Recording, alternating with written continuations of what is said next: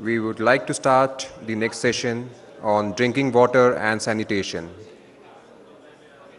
I would invite our session chairperson, Mr. Raman VR, Head of Policy, WaterAid India, to come on the dais.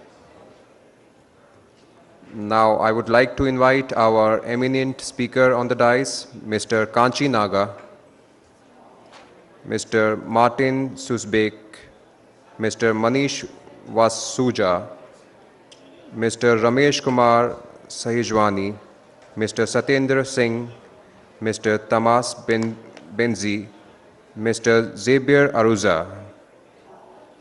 I would hand over the mic to our chairperson to start the session. Thanks and welcome all my distinguished panel here. We are going to largely speak about various issues and challenges around water and sanitation during this 1.5 hours that we have. And the structure of the session that we thought is that there's a keynote speech, and followed by each of my panelists will be kind of speaking on their own areas of expertise and their kind of work that they have been experiencing on this particular sector, followed by question and answer session. That is the way we are structuring it. However, for the keynote session, immediately after the session, we will have a very brief interval for having your questions and Mr. Keshav Chandra to respond, because he has to go for another important meeting immediately after his presentation. So we will have a very short question and answer break immediately after his presentation. So to introduce my panelists, because I don't think introducing one by one may kind of save. So it will be useful that I'm doing it now. So we have Mr. Keshav Chandra. He is the Chief Executive Officer of the world's largest water body, the Delhi Jal Board. And he's also the Secretary of Drinking Water Department of Government of Delhi, and he has worked in various government positions, including in Government of India, Chief Minister's Office in Delhi and all that. For people in Delhi and in the larger Indian social circles, Mr. Chandra need no introduction. But for others who has come, it might be useful to know that know the background of Mr. Chandra. Then we have Mr. Kanchi Naga Sreenivas. Kanchi Naga Sreenivas is an urban planning engineer, and he is working with GIZ, the German partnership, and he is supporting various Indian states in planning the urban water and sanitation issues. And while he's talking, I'll come up with this topic and all that. Then we have Mr. Marten Susebeek.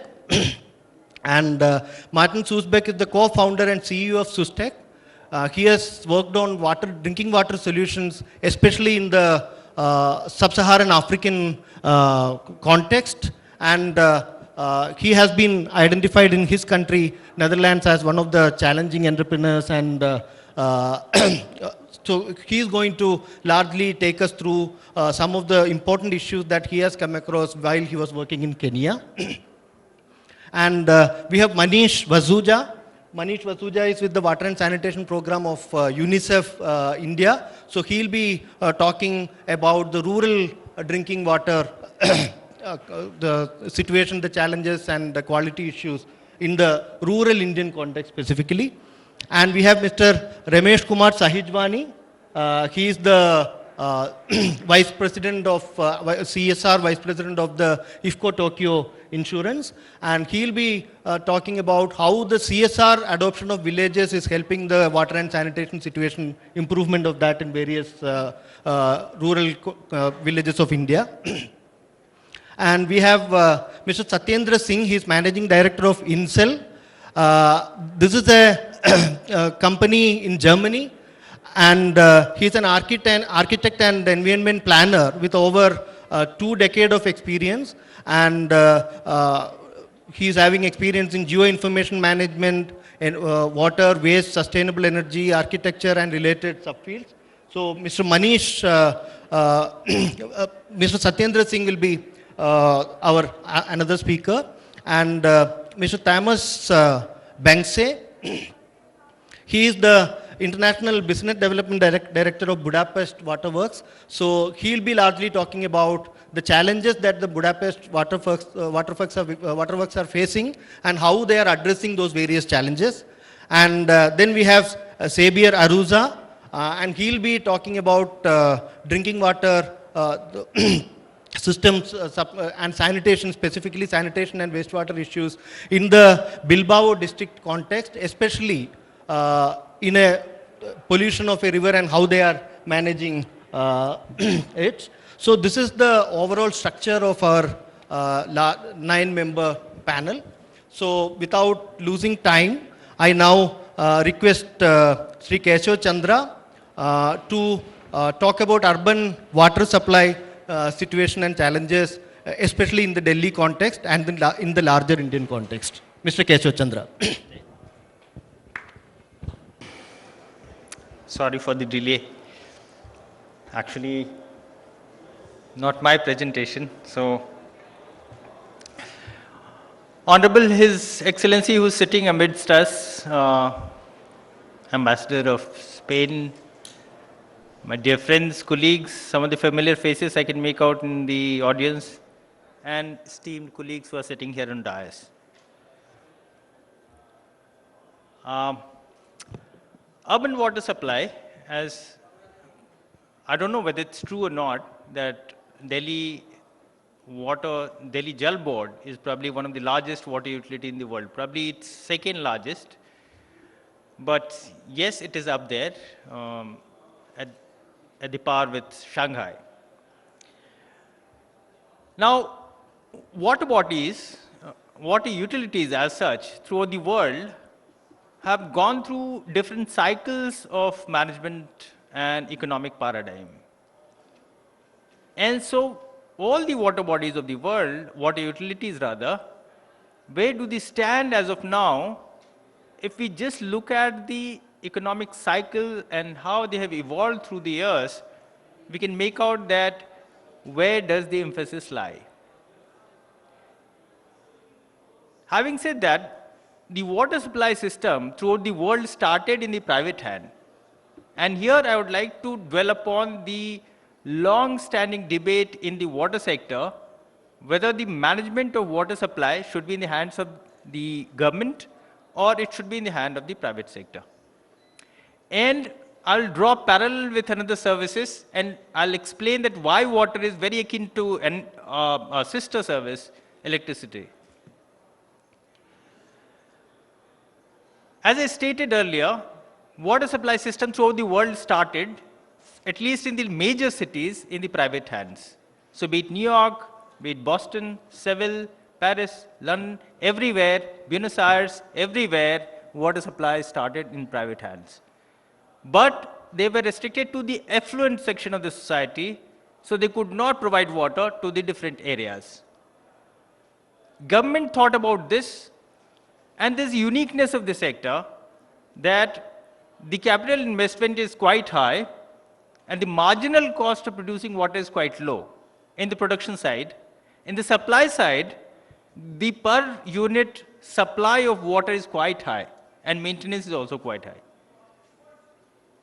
So the uncertainty factor and the uniqueness of this water sector propelled all the governments throughout the world to take water supply in their hands. So you'll find around 1900 or so, all the government, all the utilities, water utilities were in the hands of the government.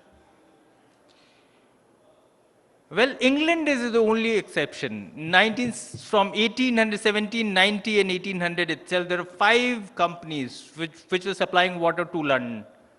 Lambeth, Chelsea, Vauxhall, all these companies were supplying water, New Junction. These companies, they started a new canal because Thames was already dirty and they started supplying water to London. So in the initial phase, what happened that there was an emphasis of the government to create more resources, more sources of water for these cities. And more sources of water meant that they had to tap into new resources, create new dams, and store water as much as possible. And that's why in the beginning, you'll find that major dams in the world, Hoover Dam, Aswan in Egypt, Bhakra India, all these dams were built in this phase.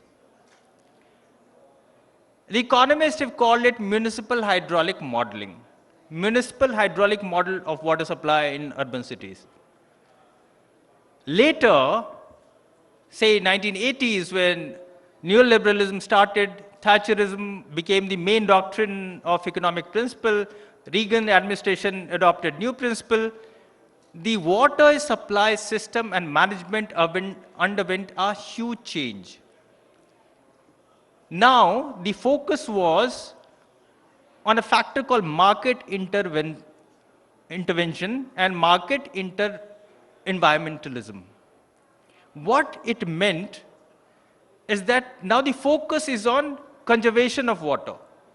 Conservation of water, better management, distribution management paradigm, and the use of and recycling of wastewater. And this is the cycle at which at present we are standing. The new concept which was introduced by market environmentalism, that the conservation of water is the prime necessity of water utilities.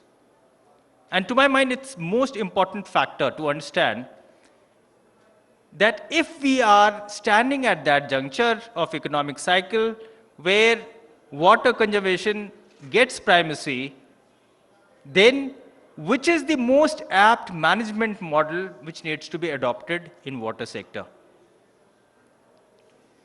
And in order to fathom that, we need to see a sister utility, sister service, and to my mind, we can draw a parallel with the power sector itself. Both the services are almost akin. And over the years, in the history, they have run parallel to each other. Management principles of one sector almost copied and emulated of other sector. In the power sector, but there is one stark difference between these two sectors, that you can produce more and more electricity, but you cannot produce more water. So there was a major constraint. And so if you see the power sector, it also started in the government hand. Government was a natural monopoly.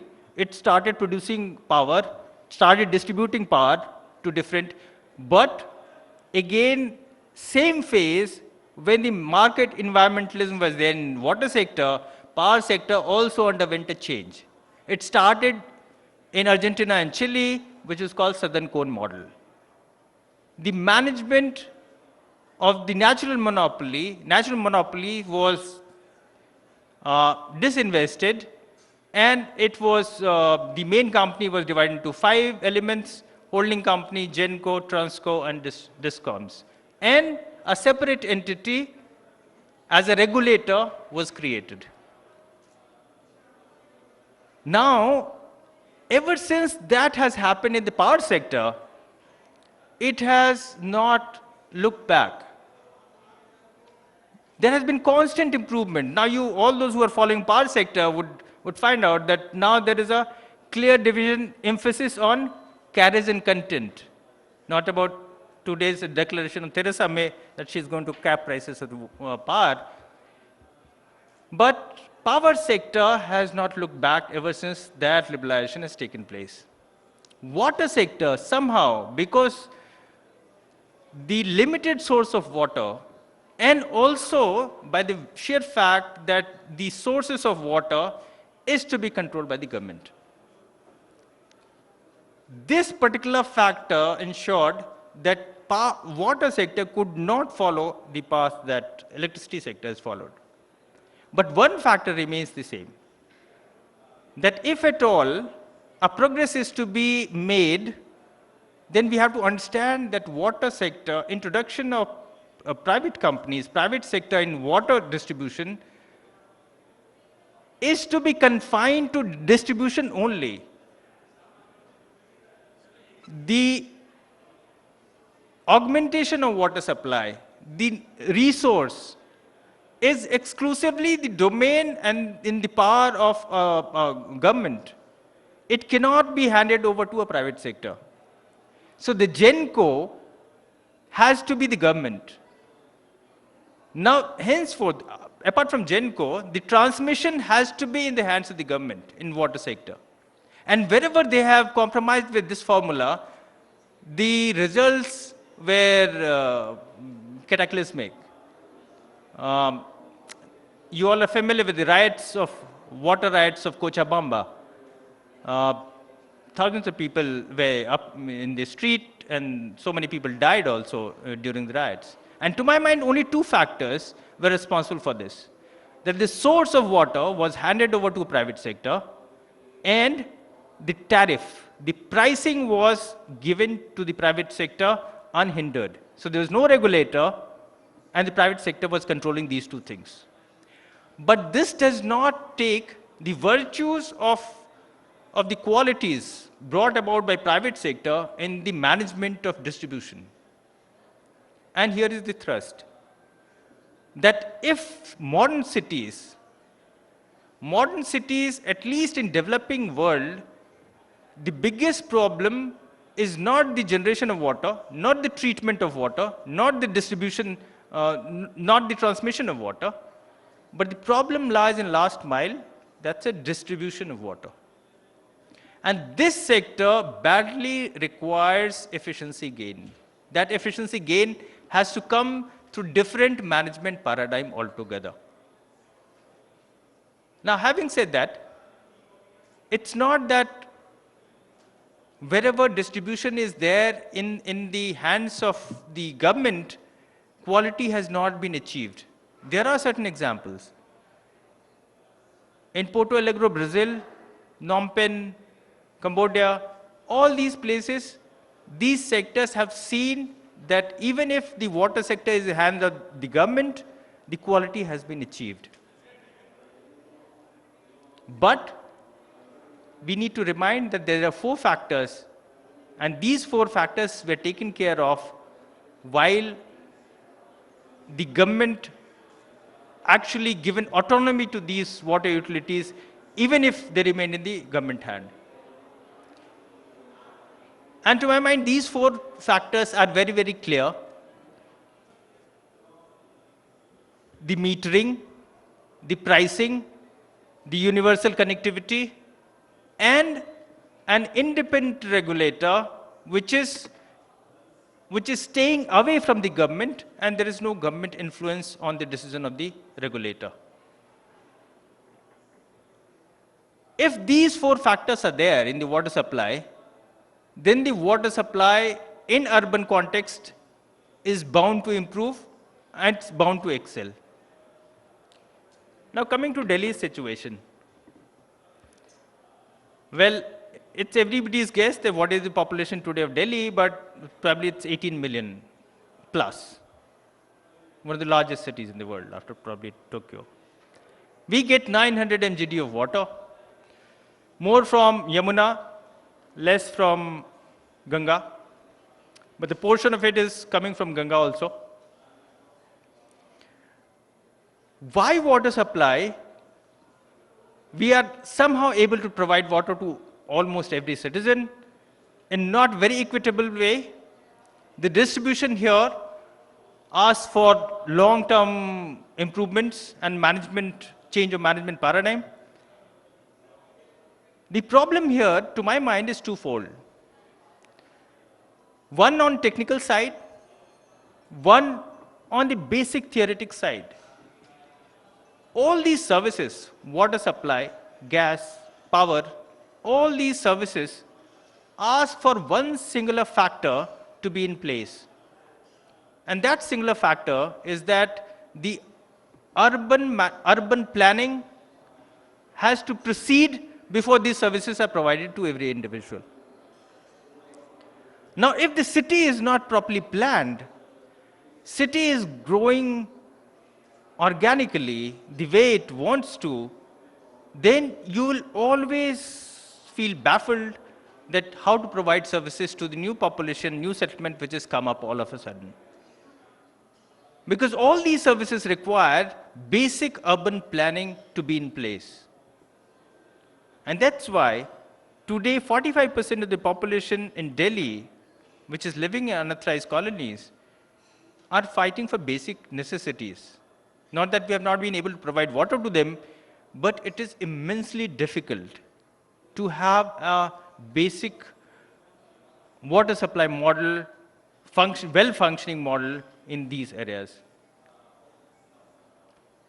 The other sector, the sister service, especially the wastewater, gets hit only because of that in these unauthorized colonies, there's not ample space left to lay sewage lines and to trap sewage and take it to the logical area for the treatment.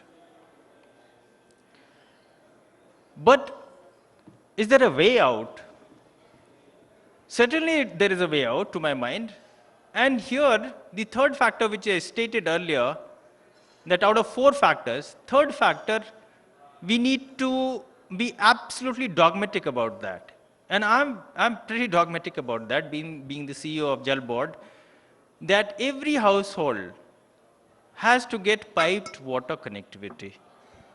It is not my domain. It is not onto me to declare whether somebody is authorized or unauthorized. This is for the government to declare. But as long as he is a citizen of this city, he must get piped water supply. And for that, we have undertaken this task that by December 2017, every household must get piped water supply. Because it removes many anomalies. I was reading other day a report from Johannesburg. The case study shows that somebody who is not getting piped water supply, he ends up paying much more than the middle class. And invariably, those are the people who are left out, who are the marginal, who are living on the margins of the economy. They end up paying much more than the middle class and the upper class, what they're paying for the water and other services. So that factor has to be in place, that universal connectivity has to be there in the entire city. Now, so 2 things I'll summarize in water sector especially. The first thing, as I stated, that on a philosophical side, the government will have to somehow catch up with the emerging economic reality when the in-migration from the hinterland is so much that it has to manage its land resources properly and also guide the incoming population in such a manner that the habitations which are coming up are suitable for providing services, that services can be laid properly in these areas. 1. Second, the basic engineering principles which are there for the water supply, which has been adopted throughout the world for the proper water supply, is to be adopted by the water utility.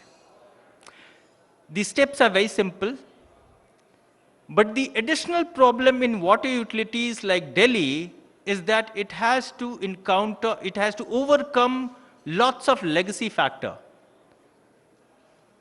The unscientific principle of water distribution, which has already been in place, is to be removed and a new system is to be put in place.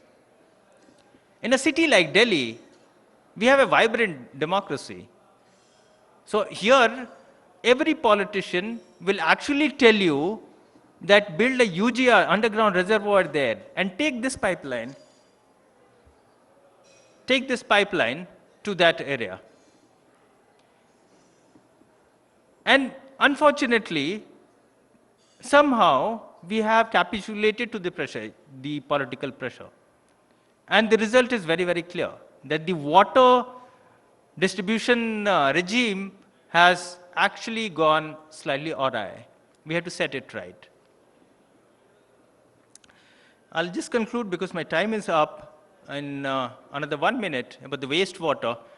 That wastewater, today everybody talks about Yamuna, and Yamuna is nothing but sigma of all the wastewater generated in the entire city, which is not being treated. And even if it is treated, then probably when it gets into the drain, it gets polluted, slightly ahead, downstream.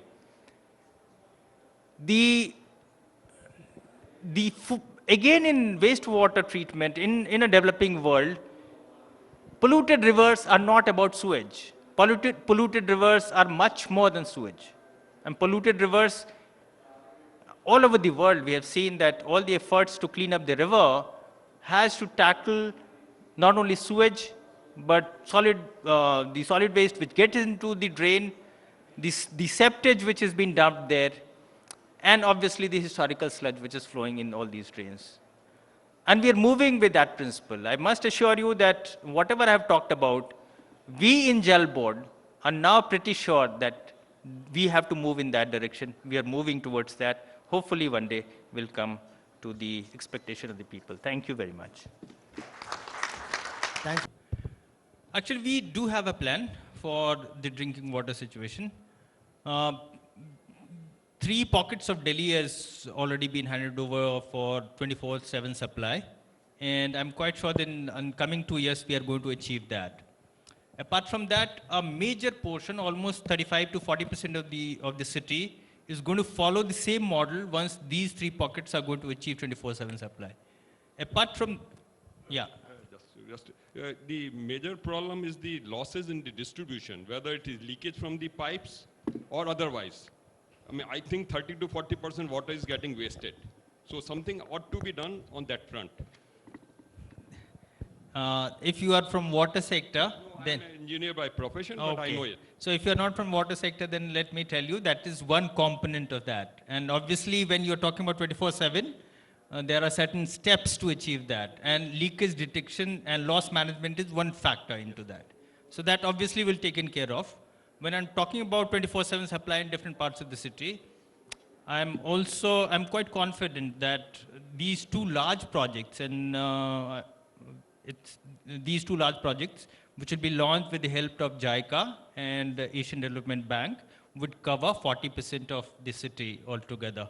Apart from that, in-house also, on the same model that Manila had followed, we are also following the same model. And in-house, we are growing capacity to take up new areas within Jal Board also. So in coming 2 years, you will find that major area of Delhi will undergo a different paradigm altogether.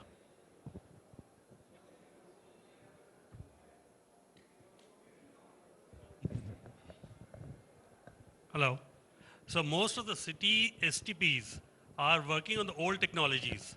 Like they have got the surface aeration, they don't have the deep aeration, so that the sludge, which is to be separated from the water, that doesn't get separated, and all sludge goes with the water into the Yamuna.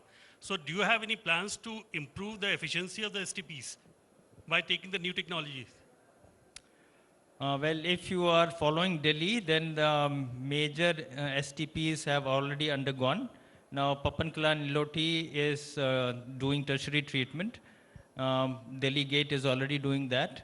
We are, in fact, taking up 3 major renovation projects under Yamuna Action Plan 3. So we'll be setting up 128 MGD STP, probably the largest in the world, in Okhla area. Then the Rithala existing plant would be upgraded and taken to tertiary level. So obviously, the surface aeration would not be there. You'll find diffusers for in the same technology that ESP that we are following. And all these plants would be taken to because the parameters are dictated by CPCB. And all water utilities in the country will have to follow that parameter. The present parameter, which is mandated by them, is 10 BOD, 10 TSS. At present, the old systems which were set up were modeled on 30 BOD, 50 TSS. But gradually, we are improving all our STPs. So again, and 70 MGD, we are creating a coronation pillar. So it's an additional new STP which is coming up, again on tertiary treatment. So you'll find that almost all STP, at present we have 34 at 22 locations, but all the STPs would achieve that 10 POD, 10 TSS level. Actually, if you have just listened to me right in the beginning, I told you that that was the earlier model of water supply, to augment more water supply in the city. The world has moved from that. Now the emphasis is that how you check your leakages, how you check your waste, and then bring about equity in the water distribution system. So at present, certain pockets of the city is getting more water and there are more leakages, then you curtail that and the savings that you achieve from that needs to be given to the other pockets of the city which is deprived of water. I have a supplementary question there to conclude it. So while we are planning about having pipe drinking water supply for all Delhiites, how are we looking at? You told about the equity, which is an important issue. How are we looking at the urban slums and urban settlements? How would we cover them? We'll be taking pipes there. Yeah, that's true. But in the current challenge, what is the kind of idea about? It will be useful to know. The idea is very simple. They treat the slums and unauthorized area in the same manner as you treat affluent section of the society. So they are also dwellers. We have gone to the cabinet and we are taking it to the cabinet that provide individual water supply to every dwelling unit that you have in the city. Either you remove it, because as it is, they cannot survive without water. They must be getting water from some source. If they are not getting from the municipal water, they might be buying it from the third party which is selling them illegally at a higher cost. So remove that, and if you are permitting any dwelling unit to be in the city, they are to be provided water.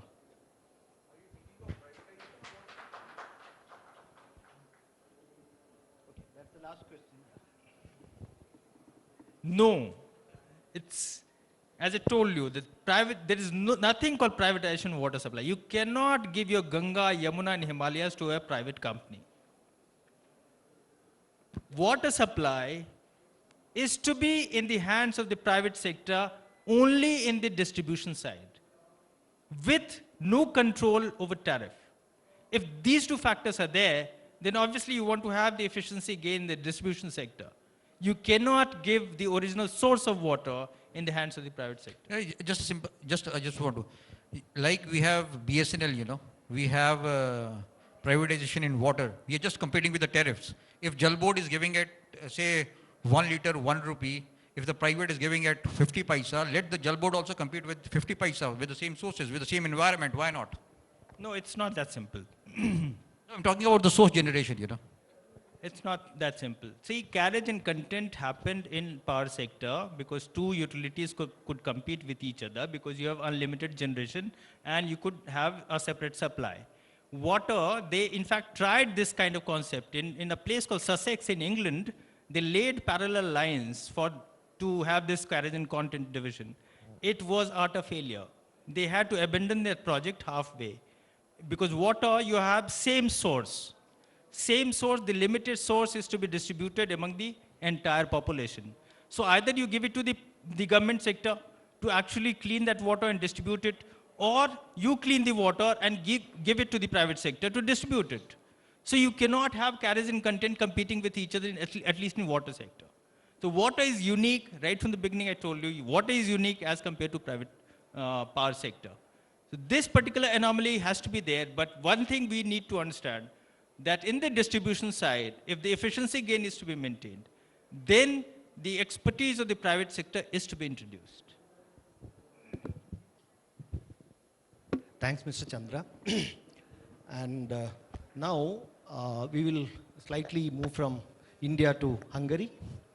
And yeah, thank you. Okay, one second, Mr. Chandra. So there is a memento for you, which, yeah.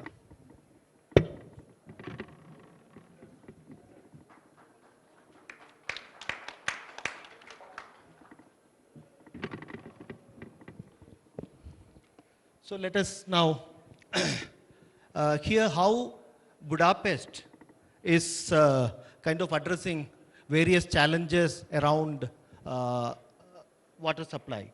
So I would now request Tamas Bencze to... Yeah.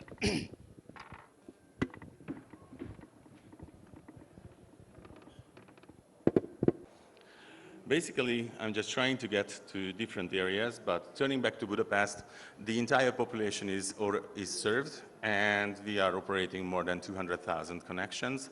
which are changed due to the regulations and rules of the European Union. The biggest challenges what the company is facing these days that, as we have already mentioned, politicians are sometimes having strange ideas about investing to water sector. So actually we suffered for 7 years of non-increasing the water tariff in Budapest and also a 10% decrease in 2012.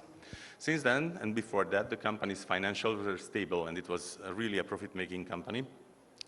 After that, we really had some challenges. And that's why Budapest Waterworks partially went international. So if you see the revenue structure of the company, 140 million US dollars are the revenue of the entire company. 82 is coming from the potable water business, 27 is coming from the wastewater, and 31 million US dollars are coming from international activities, which means that the company is working in the region here. So we just finished 2 water treatment plants in Sri Lanka.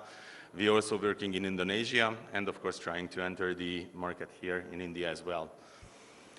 So the biggest challenge is to keep up the operations and try to avoid getting state or governmental subsidy into the sector because first of all it's legally not available or not applicable by the European Union. Secondly, we would like to stay independent. These are the countries where the company is actually active. And also there are increasing number of challenges we are facing in water qualities as well, because the waters, the River Danube is getting more and more polluted. This is the main source of water for us. And we also started to operate in the rural areas, more than 13 cities.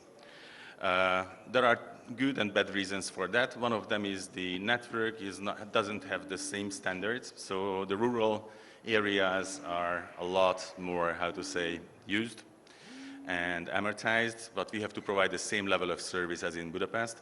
On the other hand, it's good because the capacities in Budapest is completely different than in New Delhi or in this part of the world are decreasing because they were over-designed and the water didn't have price before. Now as the price increased and the customers are trying to save money, the water consumption is decreasing, so we had to follow our customers to the rural areas as well and trying to use our production to sell them the water.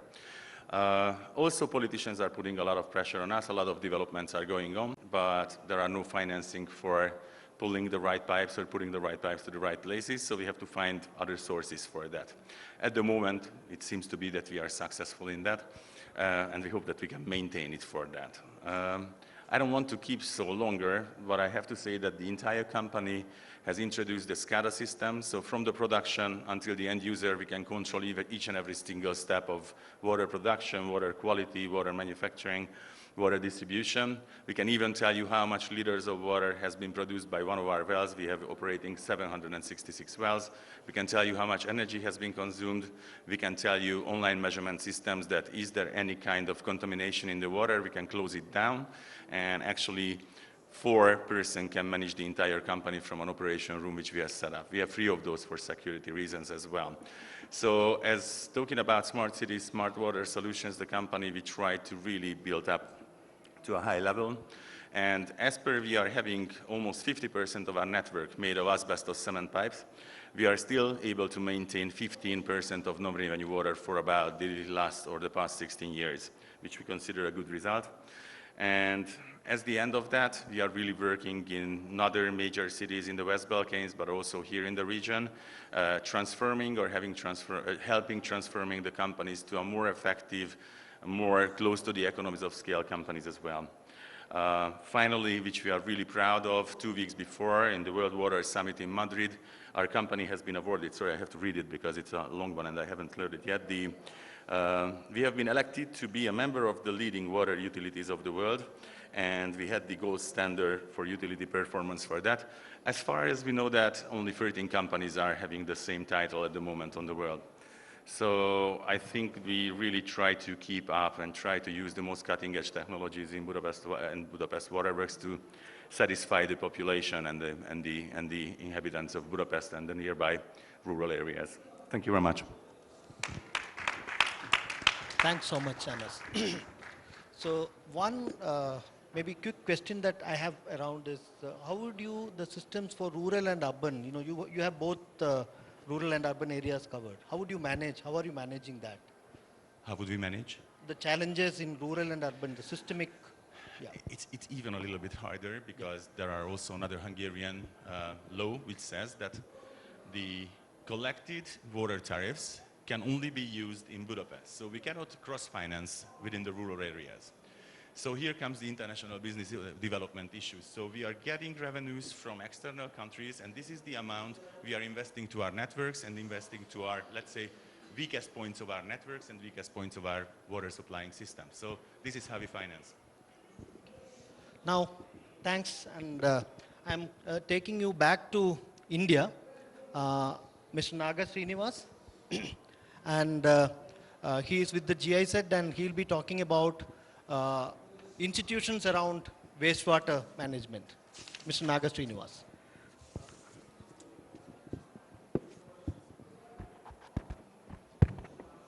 Hello.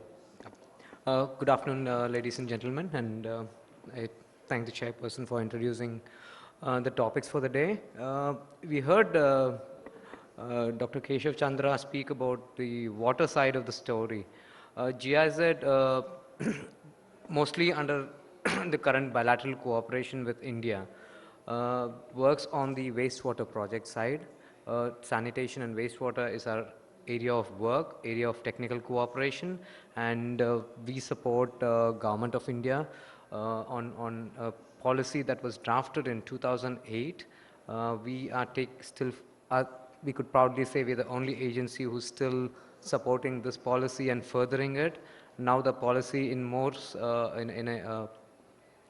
a big way has been transformed into, you would see it in Swachh Bharat and in Amrut.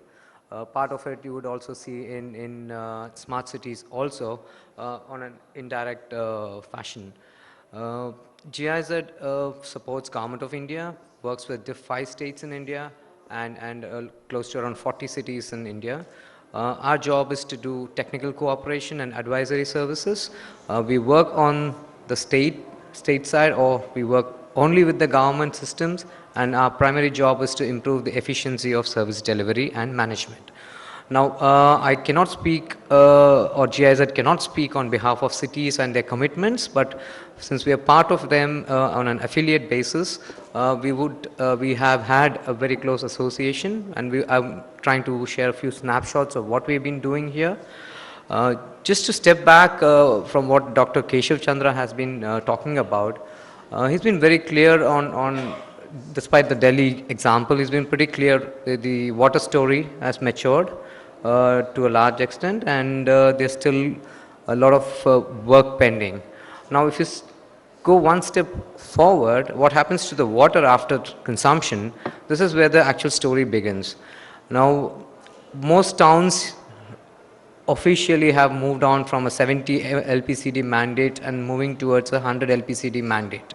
Now, be it Amrut or be it erstwhile JNURM, these targets have been increasingly moved further and further. Now, if you look back at what happens after water is consumed, now you don't have sewer systems across all cities in India. Well, that's the dream everybody wants to achieve. The reality is you have septic tanks for 70% of India in all the urban spaces. We keep the rural side of the story away for a while because it's slightly a different subject.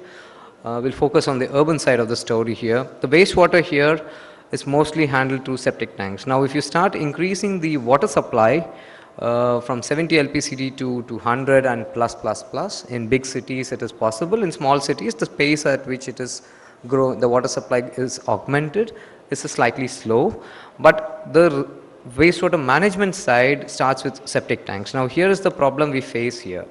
The septic tanks are not in a position to actually absorb this amount of wastewater generation, nor are our cities in a position right now to migrate these septic tanks into sewer systems. Now, this is the conundrum most cities, mid-size and small-size cities are facing, and we at GIZ, we've been supporting many cities in this process. We start with city-wide planning of these towns, and then we move on to solutions which are far customized to their geographical locations or their requirements. Now, the fundamental problem here arises when there is schemes or solutions that are pushed for increased water supply, where sewer systems would be a logical choice, the reality is you are facing up with septic tanks, an archaic system, which are not in a position to provide any wastewater management service in its totality. Now, what has happened right now is, now they've seen that the sewer systems are not possible, we will have to move or improve the efficacy of the septic tanks and build systems around it. Now, there comes the story. Most recently, last 3-4 years, we would seen the septage management as a concept coming through. Now, the fecal sludge part management is being actively pushed for, while the liquid effluent part is something that's not handled well. And now the consequences, you would have drains that are very filled with liquid effluent all through and then transmitted to a nearest water body. Now, this is the scenario right now in India, and mostly in all cities, small and medium sized cities, you would see this problem. Now, when we were working with cities here, the fundamental problem we do face with the cities are, when do we transition from this kind of a septic tank based systems to a sewer based systems? Now, this is a classic question, because we moved from sewers, we said sewers are not possible, and now we are moving to septic tanks, and now the cities are not in a position to decide when this and when that. This is a question, this is a marker, probably we might have to find some answers as we move on. That's the first part of the story. The second part is, when the states, if you go back and step back to the federal structure, the states, when you work with the states are also equally finding it difficult to make proposals under different schemes, because states typically have an aggregatory mode of budget preparation and budget financing and processes around it. Now, when cities are facing such issues, now we also have the states that have a problem that are very difficult to quantify in terms of how much these cities can manage via the septage mode or via the sewerage mode. The last one, the last issue being the ability to, what Dr. Keshav Chandra was saying, we moved away from augmentation, we are now looking at improvements of our services. Inside, we're looking inward right now, not outward anymore for water supply. Now, if we look at wastewater, now we are also moving towards a phase where recycle and reuse are being looked at 2 levels. One at a at a plot level, at an area level, and at a city level. At 3 levels, they are basically looked at. Now, we've had in the most recent over March, end of March, where it's been most states have already done their policies for both fecal sludge management. They have recycling and reuse policies. Also, most states have done already, and there is and for rainwater harvesting. All 3 policies are more or less done, and all these are under the ambit of Amrut, but states have so moto taken it beyond Amrut to the states. Now, there is this these policies are there. Now, at the state level, if you look at classically the Indian structure, the federal structure, you had the statewide departments or authorities, and you had the cities. Now, classically, everybody speaks, there is no capacities for the cities or towns, so we had to depend on the state. So there's dependence for, there's a clear-cut institutional linkage that is established. Any project or scheme done to the city is now rerouted back to the state for improving it. Now, the question here, what has happened is, the state parastatal also to some extent performs the role of a regulator. Now, the question here is the state parastatal a regulator or an implementer? Despite the fact that it is going to outsource its activities, there is a lot of unclarity in this part. So this comes back again to what Dr. Chandra was saying, Dr. Keshav Chandra was saying, a lack of a clear regulator in the wastewater sector. Now, this part requires a lot of detailed work around it. Now, we've been working with a couple of states in preparing the wastewater recycling policies, where we try to bring in this factor of a regulator that is created for both wastewater management and for irrigation sector. Now, why we are talking about irrigation sector? Why should we include that also? This is one of the issues that we were also facing when we were looking at working with wastewater recycling. One of the cities, they went to the court asking, the irrigation department was asking the right to wastewater was theirs as against the city's right to recycle and reuse for a trade-off with industry. Now, so we had to bring in agriculture and agrarian systems also under the ambit of this regulator. This is where we were pushing for. Now, there is a slight movement in the clarity in the need for a regulator, because we have already established it in the policy. Now, going forward, what we do have is an institutional system that is at the state level slightly weaker, because there is complete outsourcing of activities. Now, you might see a lot of stalls out here hoping to absorb a lot of businesses, but the state's role still now it's become far more diffused right now, which requires again a little bit of clarity here as we move on in this sector, because the sector is opening up right now for enormous amount of privatization.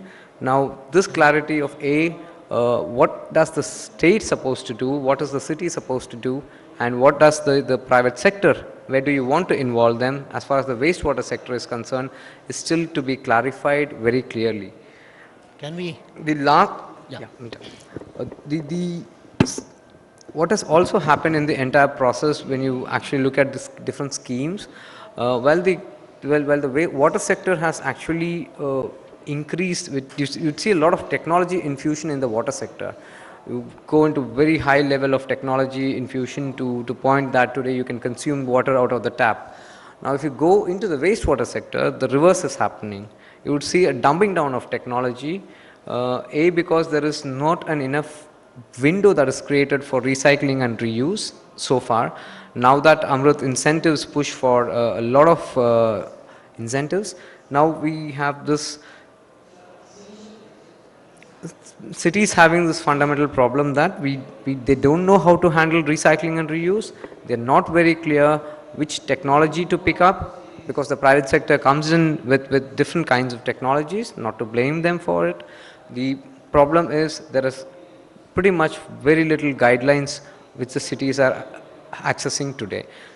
The last part is something that I'd like to close. One thing is the readiness of these cities. Today, the reforms, if you look at the Amrut reforms or other wastewater reforms that you're looking at, the cities have just given away their readiness back to the state.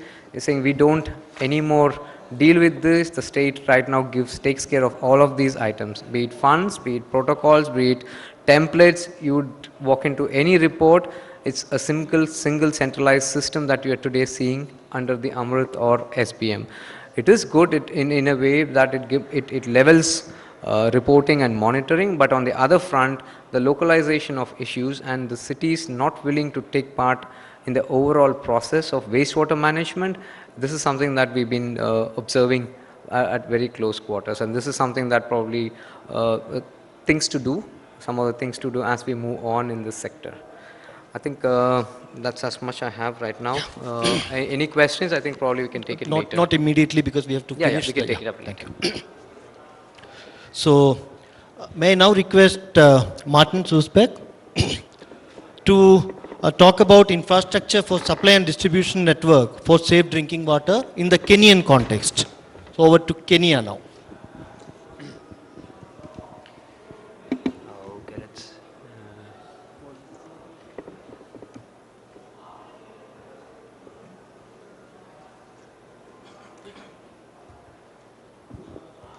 So, can you stick within that 7-minute time frame? That will be really useful. Thanks. I will just start talking. All right, my name is Marten Susebeek. I'm the co-founder and CEO of the company called Susteq. We currently have 100 water points in Tanzania, Kenya, and Uganda. And with that, we reach 40,000 people with safe water. We just won a big tender with Nairobi Water, which allows us to set up another 800 water points, reaching 300,000 people.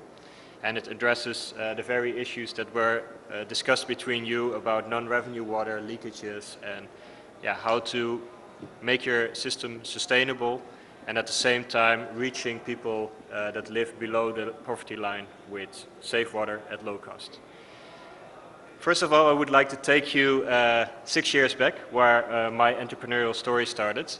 I was doing an internship for Philips in Ghana, and while traveling around, I met this lady at a hospital, and she came to me and she said, "Marten, can you install a water point here in my village, because I have to walk long distances, which is costly in time. If I drink the water from the river, it's polluted, it's costly for my health, and the infrastructure system to get the water to me, which was installed some years ago by a utility company, is broken down because there is no means for proper revenue collection for service and maintenance of the system." So naively, I thought, I can do something about this. This is a problem that I can handle. The technology is there to lay the infrastructure, the information on how to gather everything together to set up a water point. And how hard can it be? So I started initially with some students, and later I gathered a team around to set up the manufacturing of this piece of hardware that you can see there, the Susteq hub. It's also referred to as a water ATM or a prepaid meter. Here you see one installed in a community in Kenya. The idea behind it is this allows water to get closer to the people, and the payments or the revenues that are collected, they can support infrastructure, like in this case the water treatment tower, and the school gets part of the revenue, and the community gets access to safe water. This is not the only part, this is just one of hundreds. We have them also in different variations. For instance, for Nairobi Water, they are in more urban settings where people go with their NFC tokens, which look like these. They go to water point with a jerry can, fill it, and they go home with clean water. And in many cases, the price goes down from around 20 cents per jerry can to as low as 1 cent, and making it available for the people. In a nutshell, that's my story. If you'd like to know more about it, or if you are facing these problems with difficulties in managing the water points, arranging revenue collection, please find me at the conference or Google Susteq and you will find me. Thanks for your attention. Thank you. We will come up with questions at the end of it once all the presenters have completed. So now, Mr. Sevi, Mr. Xabier Arruza. Now we will hear about Spain, specifically the Bilbao district situations, and a highly polluted river, Nervion, and how the initiatives there has changed the situation, and how sanitation and sewage treatment in district Bilbao was set up. Mr. Xabier Arruza. Yes, hello. Again, request you to be in that 7-minute time frame. Thank you. Hello, good afternoon, everybody. First of all, I would like to thank you, the organization, for inviting us for the first time here to this expo. My name is Xabier Arruza, and I'm coming from the city of Bilbao. Maybe some of you know, maybe others not, but Bilbao is recognized as internationally and as one of the best successful showcases for urban rejuvenation and urban restoration. So this picture we select, I like it because it's an article I was involved in published in 2015 for Business World, a Smart City magazine, and it represents like the two main themes in Bilbao is the new architectural theme represented by the Guggenheim Museum, famous one designed by Norman Gehry. But the most important thing is, as you can see, facing the river. and not only the river, it's the river banks, because you can imagine that this same picture 25, 30 years ago, it was former port, shipyards installations or facilities, and the river was really polluted. So speaking a little bit about this is the Bilbao metropolitan area. All the river you can see till the end of at the ocean. So all this river was completely cleaned up and restored, and not only, as I told you, not only the river, all the river banks, because Bilbao itself was very industrial city, heavy industry, shipyards, steel, petrochemics, so you can imagine after many years of industry, the pollution was heavy. Some data is very quick. We are serving, this sanitation plan is serving around 1 million inhabitants, so I know that this one is a small neighborhood for Delhi, but just to imagine the size, and more or less, on the down part, you can see that the investment, public investment for this one has been around 1 billion euros, 30 years of execution, and is still ending, well, there are some facilities working now.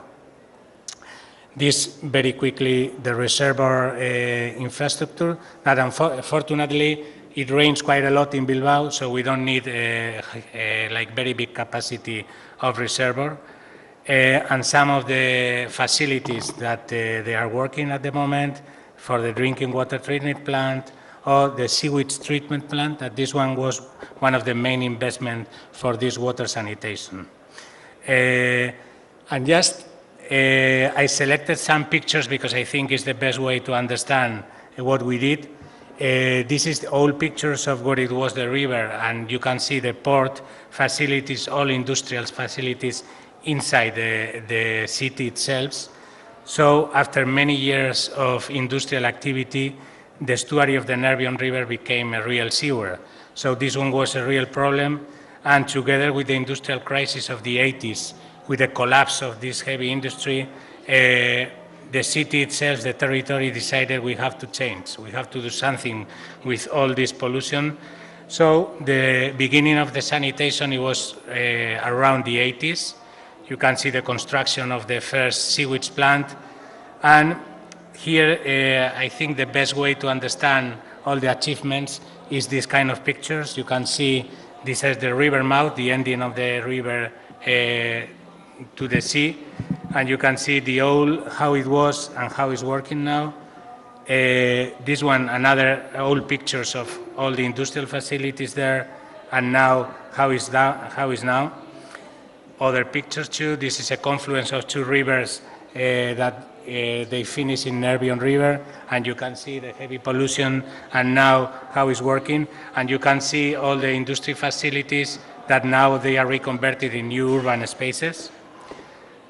More, you can see all port facilities and now recovering walking paths too. The Guggenheim Museum again, so you can feel it has been a real big change.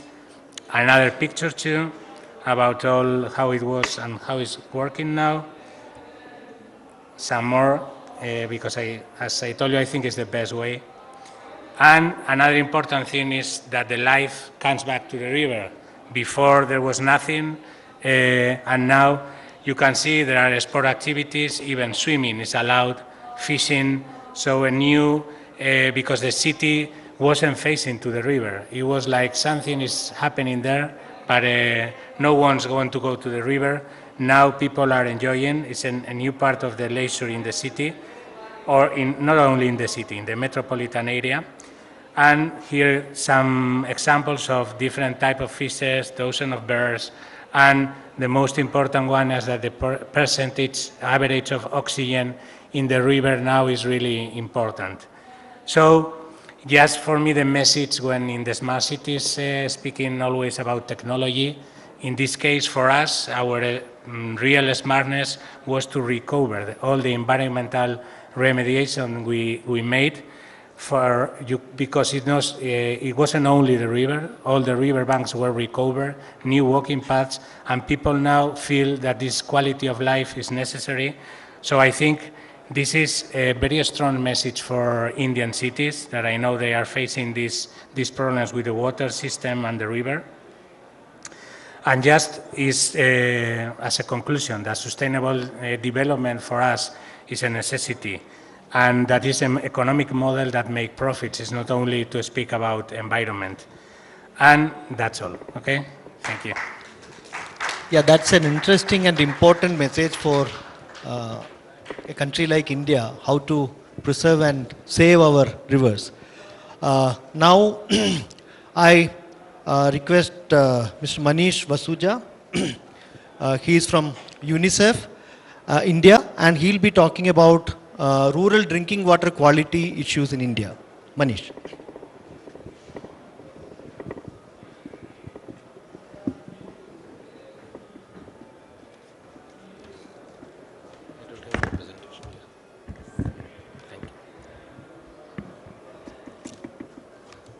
A very good evening to all of you. I'm Manish and I look after the water program in UNICEF in India.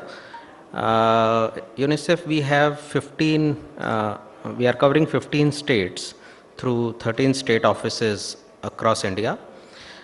We are primarily in, we have a section in Delhi which is named as Water, Sanitation and Hygiene section. So we work both for water and sanitation program. And also hygiene is an important integral component of water and sanitation. So apart from wash, we also work in health, nutrition, education, child protection. So these are the sectors where we support Government of India and state governments in their flagship programs basically. So our role is provide technical support to Government of India and state governments in these 15 states to kind of improved implementation of the flagship program on water and sanitation. So water flagship program, which I will be talking about today, in India, Government of India has National Rural Drinking Water Program for rural areas. If I talk about the last slide where the previous speaker has just left, that was on sustainable development. And as many of us know, from 2015 onwards, we have new sustainable development goals. And goal number 6.1 says that we should have by 2030 universal access to safe and improved water supply, and that means safely managed. And safely managed means it is on premise, it is available when needed, and the third one and the most important indicator is free from chemical and microbiological contamination. So by 2030, that's the goal which we all countries have to achieve, and India is a treaty to that. So in rural areas even we have to achieve this. So since the first session we are talking about 24/7, that leads to lesser wastage and those kind of issues. So even in rural areas, Government of India is talking about provision of pipe water supply to households. So their goal is by 2030 to have every household having a pipe water supply connection. And when I talk about these kind of issues, I'm at the background, we also have some of the habitations in some of the pockets in India which are contaminated by chemical and microbiological contamination. For example, if I talk about some parameters which are priority chemical parameters, arsenic and fluoride are two chemical contaminants which are prevalent. Arsenic is prevalent, for example, in states adjacent to Bangladesh, West Bengal, Assam, Bihar, UP, Jharkhand to some extent. Whereas fluoride is primarily in Rajasthan, Andhra Pradesh, Telangana, Gujarat, also to some extent Maharashtra. So these are the states which are affected by these kind of chemical contamination. And government has launched a program which is called National Submission on Arsenic and Fluoride, where they are going to provide pipe water supply from surface water sources primarily. And in some cases where surface water source is not kind of possible, then they would have some treatment units. But having this kind of program in mind, we tend to forget something which is more kind of hazardous for children and for families, especially for children, which is microbiological contamination.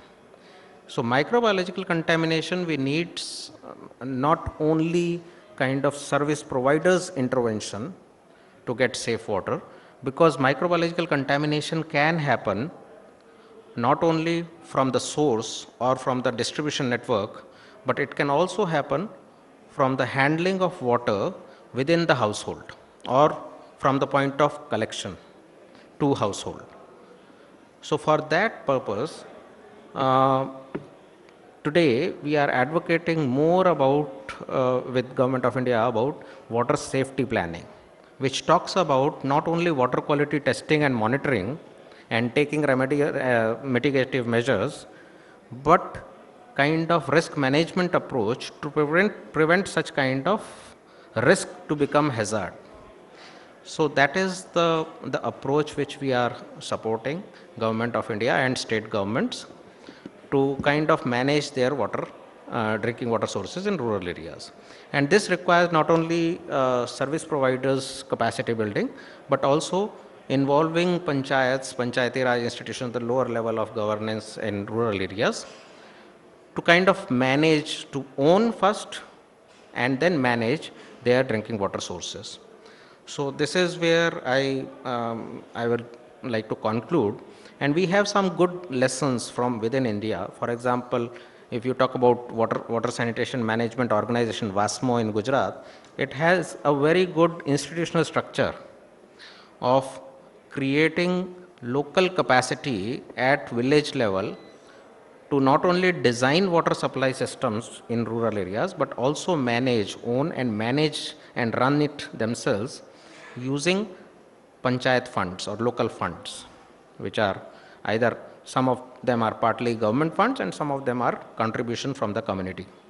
So ultimately, as the previous speakers were talking more about the urban water supply, which is like in the first presentation, it was discussed about the role of government and private sector. In rural areas, we are talking about involving and strengthening capacity of communities at local level, at village level, to manage their water supply system. So I will be happy to take any question later during the day regarding this. Thank you very much. That was quite sharp, 7 minutes. Yeah. Thank you for that. And now we will listen to the experiences around another very important area, leak detection technologies from German cities. Mr. Satyendra Singh will take us through the German experiences.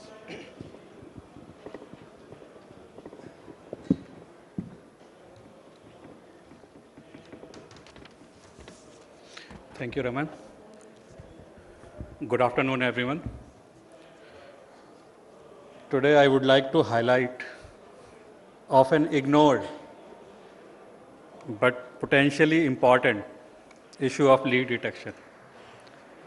But before I start, I would like to tell you a bit about myself and about my company, what we are doing. I'm basically an architect and planner. I completed my studies also in Germany. And there I established a company which was working in geospatial technology area.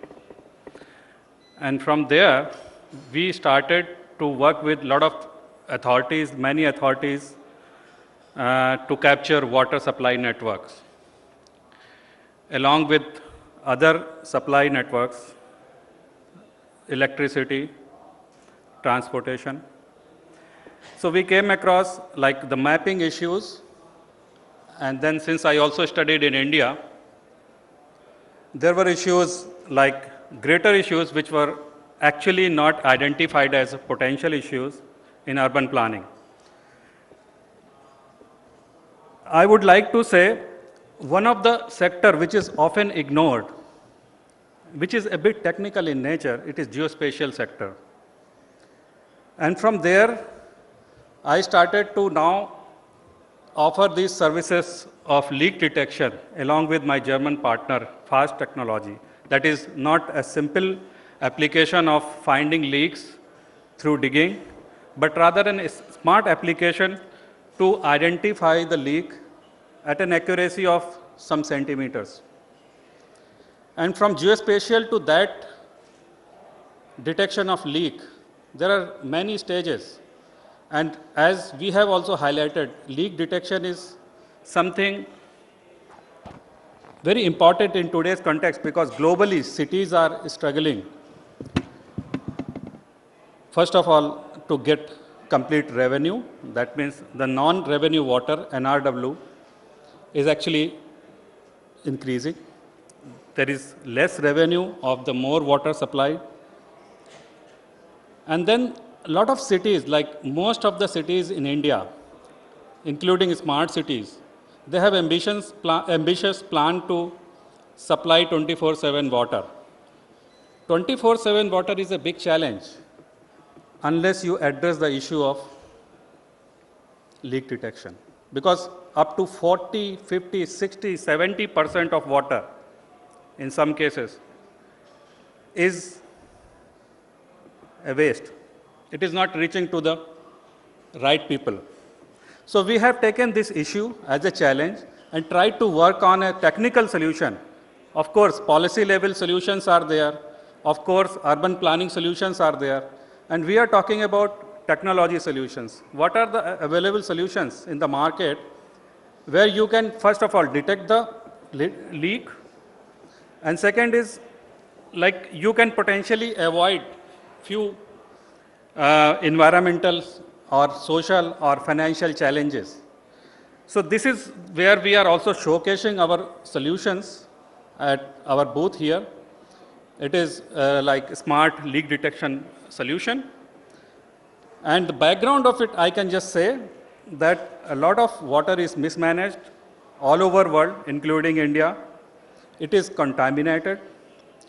And 50 and 60% of this water is going waste due to leakage, which is also not only leakage, it is not only going waste, but also creating other health related problems because the leaked water is going to mix with some other, like the polluted water is going to come to this leak hole, and this can give rise to a bigger problem. And one can imagine a small leak of 6 millimeter. If this is left open, can potentially waste 20,000 meter cube of water. And if we multiply it with the cost of water, it is going to some lakhs.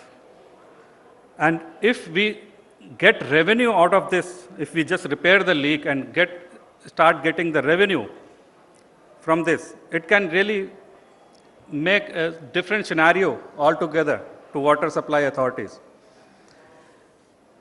So we have some experiences from German cities. We have worked with German municipalities where we have started with them to capture the water supply network in GIS. We are now supplying these equipments to detect leaks in municipality of Luxembourg, Stuttgart, also nearby cities of Munich, small towns.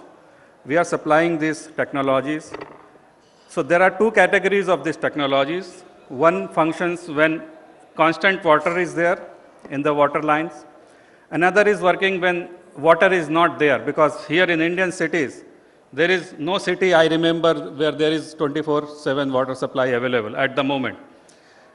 I have personally worked with the water supply planning for Mysore city, and then about in year 2011 as a consultant, and there also it was not achieved.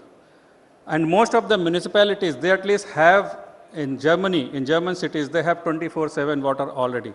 So the technology is primarily invented for the cities there, But we have also a solution for the cities in India where water supply lines have a different material.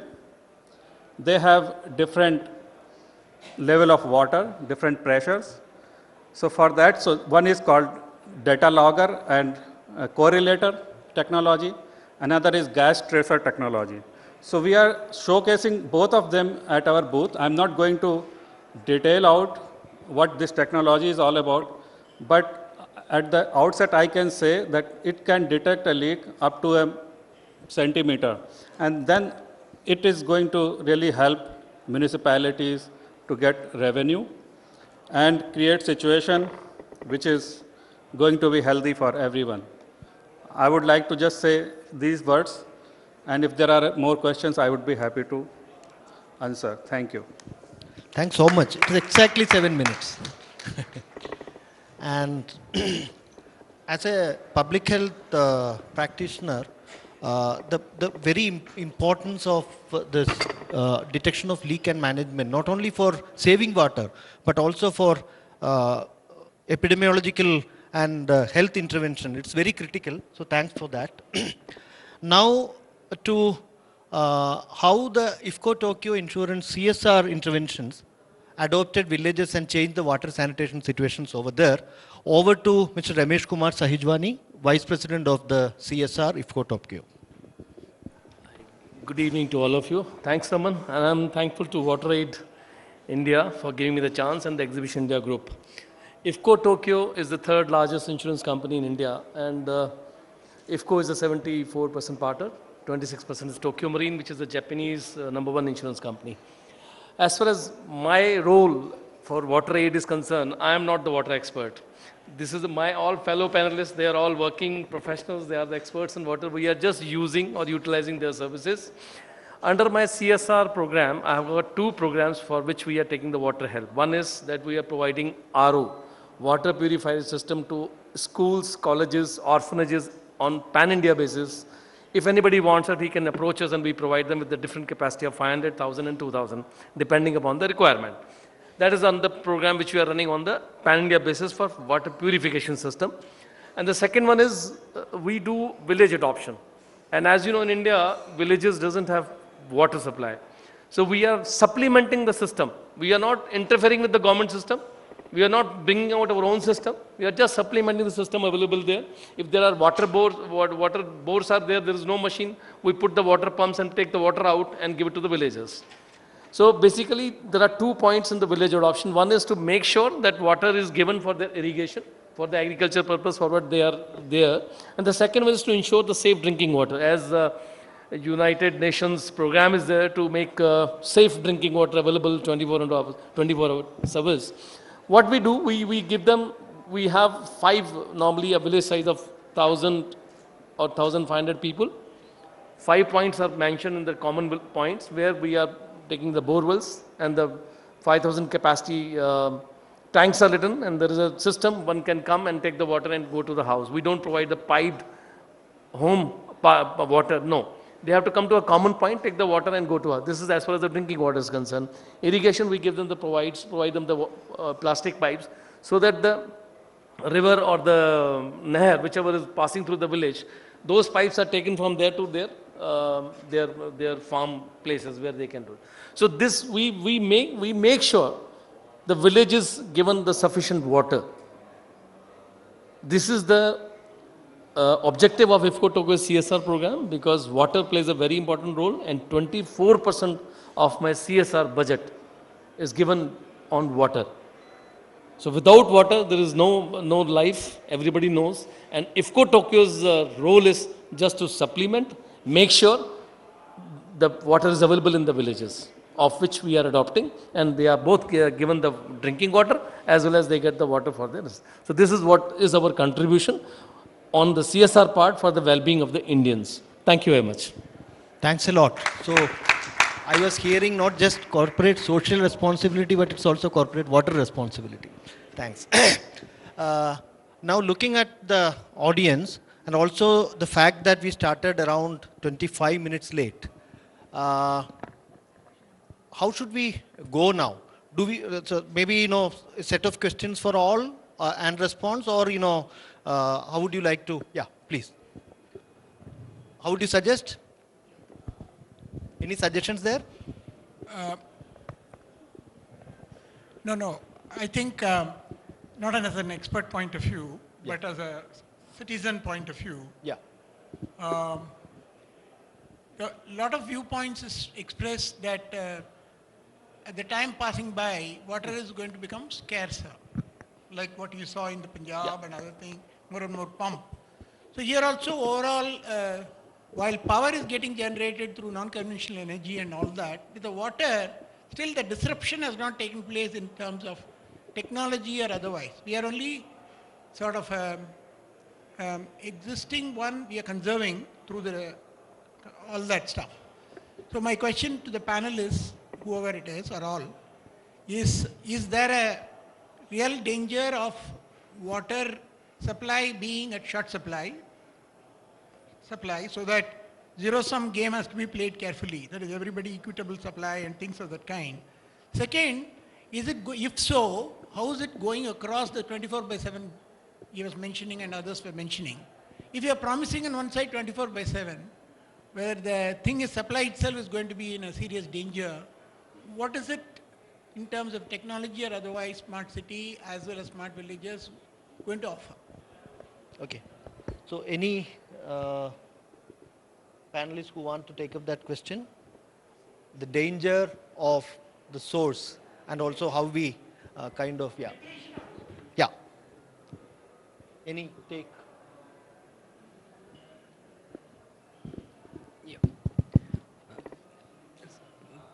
See, this is where the emphasis on wastewater recycling of late has come in actually. So now, again, the farther we go, the production cost is going to go up, and so you will transmit it back in one way or other to the citizens.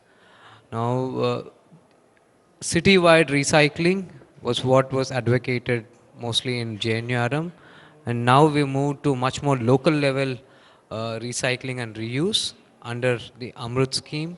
Now, if you look at it, there are incentives right now for fostering. There are benchmarks right now that are connected to finance releases.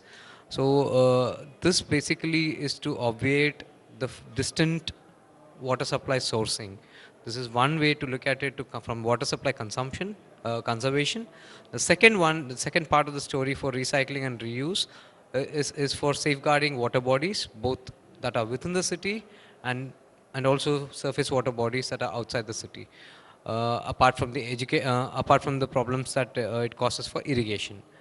The third and last part of this entire recycling story is about how do you use wastewater treated for industry. Now this is a bigger push that consciously they are trying to drive for economic development. Cities are now using this opportunity to engage with industry, and most recent of the policies that have come and which we have also worked on. So we are trying to slightly twist the priority for industry. They already been SOPs, but now we are improving the SOPs much more so that industries uptake is mandatory. This is similar to what was done last year by the power department. All thermal power plants are supposed to take wastewater, treated wastewater from cities within 50 kilometers radius. This is the theory, and now this is what is now been replicated into other sectors to A, conserve, and to B, prevent further pollution of the water sources. Another area is about regulating the water use and also recharging, community level water security initiatives, water governance, lot of things that we need to think about. Of course, the danger itself is not felt is the major problem.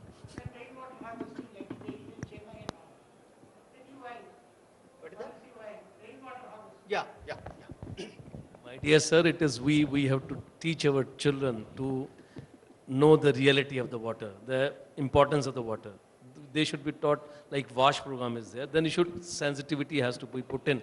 Water is scarce, use it properly. These are the habits, these are the teachings as a parent, as a teacher, has to be imbibed in the children so that when they are at our age, they can realize, yes, there is a sufficient water available. Otherwise, water will go. Yeah. Additionally, we have to teach ourselves also. What are the international best practices? Any, from Budapest, how are you? Kind of the source management, source sustainability, is there any specific thing that you do there? In resource management, of course, we have very serious tasks there. Are we just talking about Indonesia or we are talking about Budapest as well?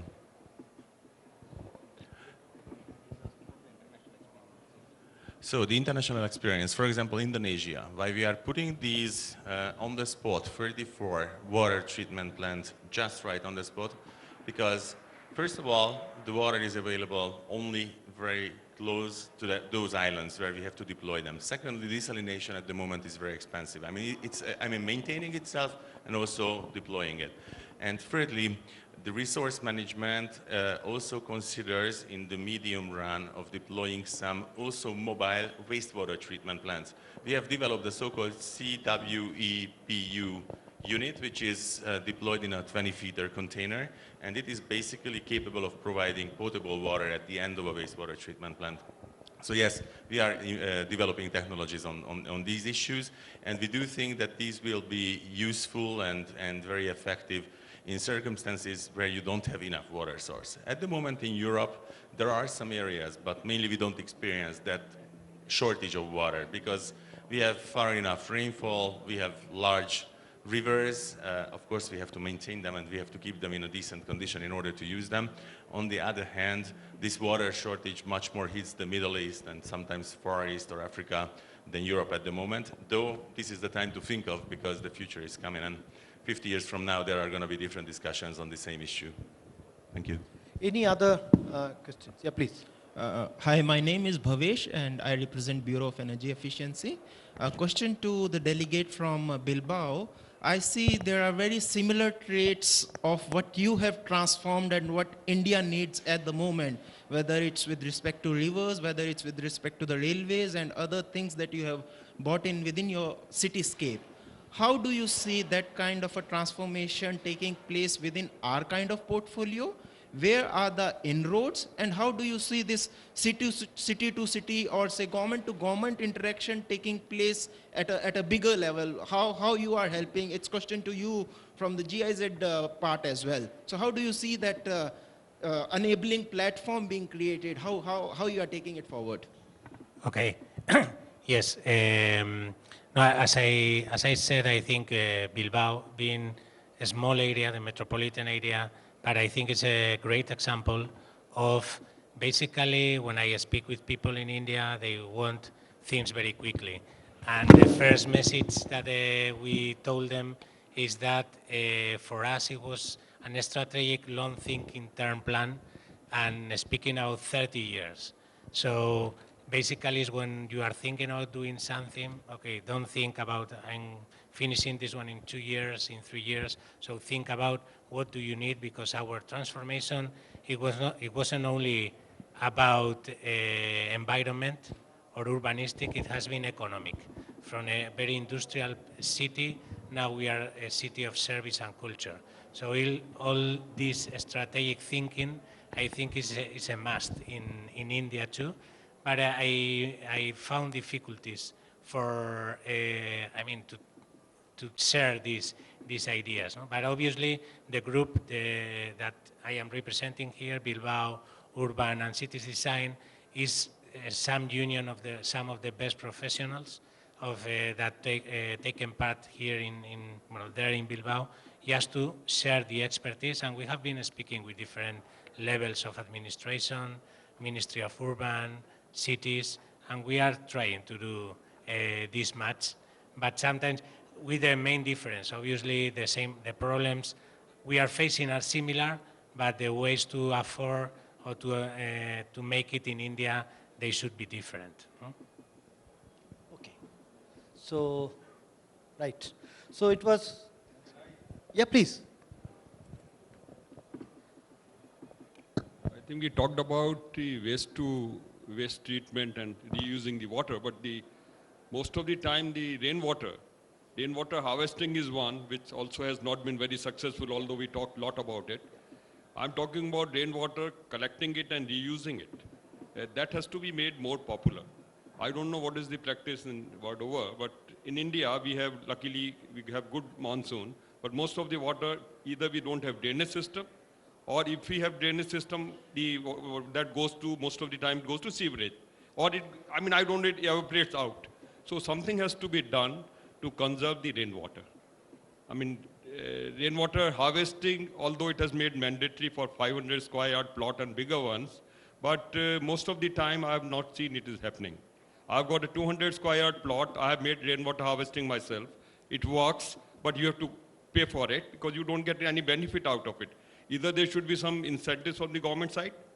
Even if it is not, there should be some technical help provided to the people at large to encourage rainwater harvesting, storing it somewhere and then using it as a substitute to recycled water. If you recycle it, is still a very long way to go. Correct. Here we are talking about making water from the air. There is a stall here. Very interesting. But for the full day, you can take out about 500 liters of water to make it drinking water. The rainwater is a pure water.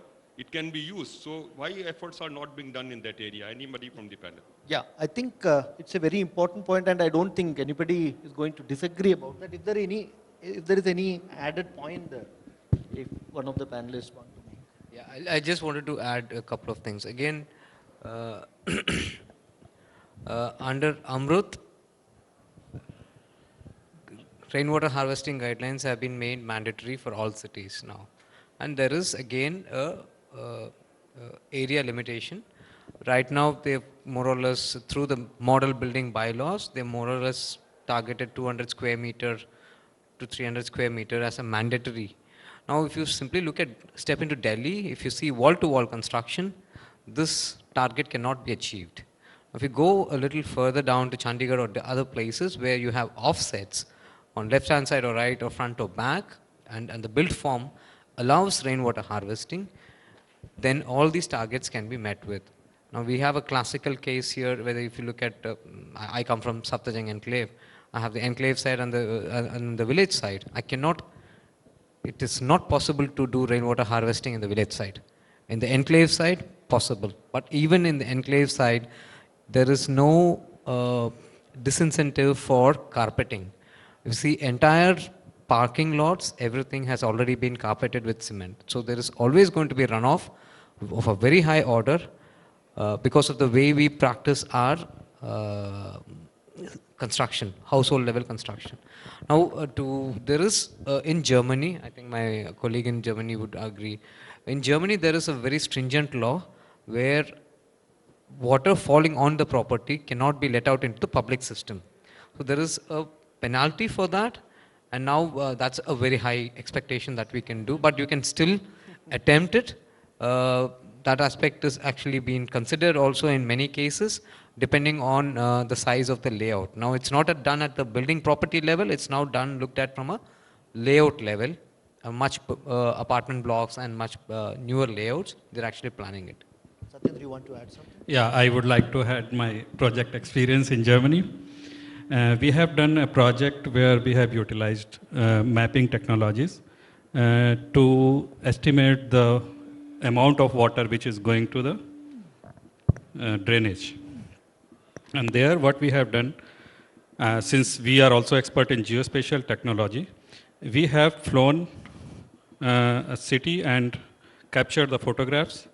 Then we stereo paired in photogrammetry systems, and we captured all the dimensions and all the different areas with different absorption level. And with this, we have tried to create a profile of a city. And with this, we had a large set of data. And with this, what we have tried to find out, for a household, they have a typical built-up structure and a parcel. How much water is going to the drain? Because typically what happens in Germany, like the water tax is calculated based on what is supplied to you.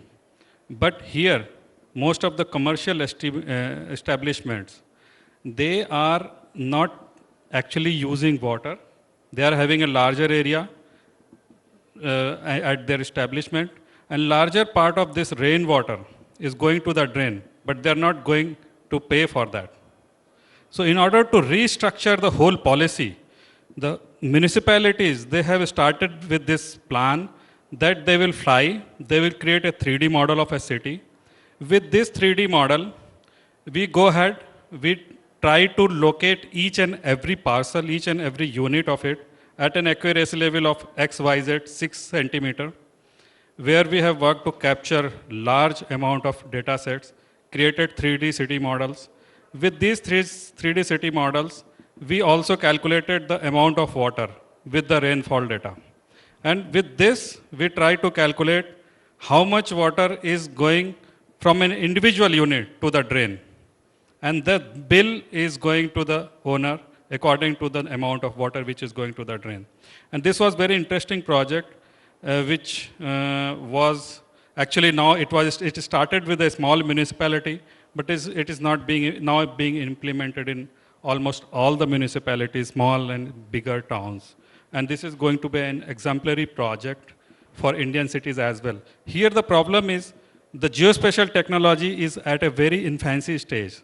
Geospatial, the accuracy, the data availability, for example, water supply network, we have none of the municipalities having this water supply network mapped with an accuracy level of less than 1 meter.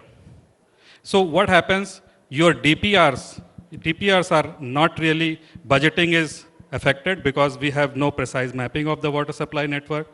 We have also, we try to implement technologies with a gap of geospatial technology. So what is happening? For example, if we want to detect a water, and water supply network is of an accuracy of 1 meter, and our equipment can detect that leak up to an accuracy of 10 centimeter. Still, we cannot go below 1 meter with this equipment. Even if you implement this technology is going to help you. So what is happening? It has to start from that level. So it has to start from a level of a city, mapping of a city at a detailed level. As far as I know, I have worked 20 years back in the city planning projects here. We used Survey of India topo sheets, which are at 1:1000 scale. And there we are working with 1:250 scales, where we are locating water supply lines at an accuracy of 3 millimeter. So there is a big difference. When you are talking about these technologies to be implemented here, there are big gaps. And we have to know where these gaps we can just adjust to get an optimal result.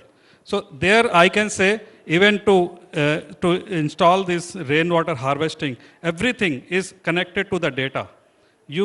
Like we are having also large portion of Germany having rooftop solars.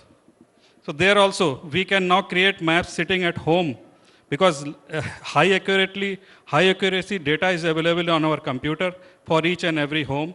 We can create detailed civil engineering drawings sitting at home and supply them to the owner. And then the supplier of the solar technology can start working on this implementation of the solar rooftops immediately from there. But here, there are different parties involved, and there are estimation problems. There are also different mismatch teething problems with different players. So that is what we have analyzed. So we...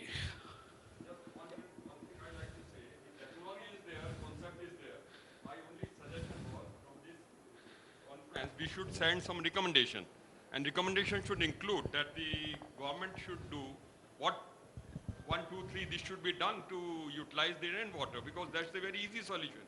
Technology some of that you have already listed, and he was also saying from the urban context, the visibility of the soil itself is a problem because of the carpeting and all that. But the advantage of this type of conference is that at the end of the conference, we must send some recommendation, and that should include the very rainwater is coming at our doorstep and it's going to waste. So some recommendation should go on that. I'm sure the conference organizers are taking those important suggestions as notes, and they are coming to. You have some one point to add, I think. Xabier. No, yes, and just speaking could be a recommendation, but in this case, yes, very often we forget about speaking about raining water in urban areas, that we miss a very high opportunity, because unfortunately most of the cities treat the raining water as a waste instead of treating as a resource. And there are to redistribute the water when it falls to the green areas. And it's true that this one make a problem, especially like in monsoon, for example, lots of water all together, and it could be treated as a resource. And then we just mix with the waste waters. And this one is, is a resource that many times we lost. And we, in our city, there are some projects, but in other cities they are doing well, and very nice systems to apply in India too. That's an important lesson. Most of our resources, we call them as waste. So we need to revert them and we need to re-understand that and kind of preserve them. Yeah. I just mentioned a good point. Yeah. See, your point has to be taken to the concerned authorities in the government, number one. Number two, like government has made, parking, still parking in the new buildings. Now the concept should come that whenever new building is coming up, whether it's 100 yard, 200 yard, 300 yard, the water harvesting, rain harvesting should be there. Yeah. So that's well taken. Point is well taken. So it was a wonderful 1.5 hours. We could have had more time to discuss this in detail, and also so from Hungary to Spain to Kenya to Germany to India, we had a lot of experiences we shared about water and sanitation, particularly in the Indian context where water and sanitation is taken up at the highest level of seriousness at this point in time. So we have a lot of lessons for India, and also we have a lot of exchanges given to our colleagues from other countries. And thanks all my panelists, and thanks all of you. Thanks very much. Over to the organizers.